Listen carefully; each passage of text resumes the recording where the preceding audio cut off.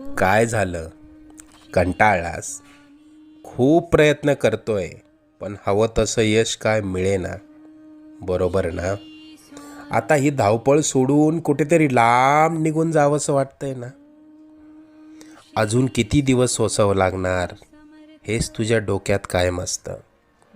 त्याच त्याच गोष्टींना पुरता कंटाळून गेलायस तू.